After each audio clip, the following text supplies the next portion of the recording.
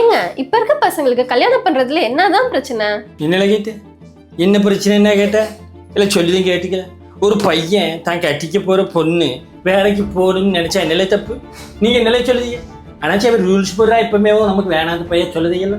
சரி நீ வேலைக்கு போக வேணாமா, வீட்டிலேருந்து வீட்டு வேலையை பார்த்துக்கிறீ அப்படின்னு சொன்னால் என்னலே சொல்லுதீங்க? நினச்சி ஆணாதிக்கம் இப்போயே அந்த பயவுள்ள நம்மளை வீட்டிலேருந்து வேலை பார்க்க சொல்லுதா வேணாச்சு தப்புன்னு சொல்லுதீங்கல்ல. ஆனால் நீங்கள் மட்டும் என்னடே செய்றீங்க? என்ன செய்தி பையனுக்கு 6 நம்பரில் சம்பளம் இருக்குன்னு கேட்கலாம் இல்லையா? தப்பு தானே. அது தப்புன்னா இதுவும் தப்பு தானே. அதை விடு. பையன் வீட்டிலேருந்து பொண்ணு வீட்டு சைடு எவ்வளோ நகை போடுவீங்கன்னு கேட்டால் என்ன சொல்லுதீங்க? ஐயோ வரதட்சணை கேட்க அண்ணாச்சி வேணாம் அண்ணாச்சி சொல்லுதீங்களா? தப்பு. கரெக்ட் இல்லை, நான் ஒத்துக்கோம்ல. வரதட்சணை கேட்க தப்பு தான். ஆனால் நீங்கள் நிலை செய்தீங்க பையனுக்கு சொந்த வீடு இருக்கா சொந்த கார் இருக்கா கேட்கல. அது தப்புன்னா இதுவும் தப்பு தானே. தப்பா இல்லையடி சொல்லு. அதை கூட விடுறேன். ஒரு பையன் தான் கட்டிக்க போகிற பொண்ணு இவ்வளோ ஹைட்டில் இருக்கணும், ஃபேராக இருக்கணும், முடி வச்சிருக்கணும்னு சொன்னால் என்னடே தப்பு? நீங்கள் என்னடே சொல்லுதீங்க? அந்த பையன் இப்போவே கண்டிஷன் போடுறேனாச்சி என் முடி நான் வச்சுக்குவேன் வெட்டிக்குவேன் அதுக்கு அந்த பையன் கேட்கீங்களா? அது தப்புண்ணா. நீங்கள் என்னடே செய்றீங்க?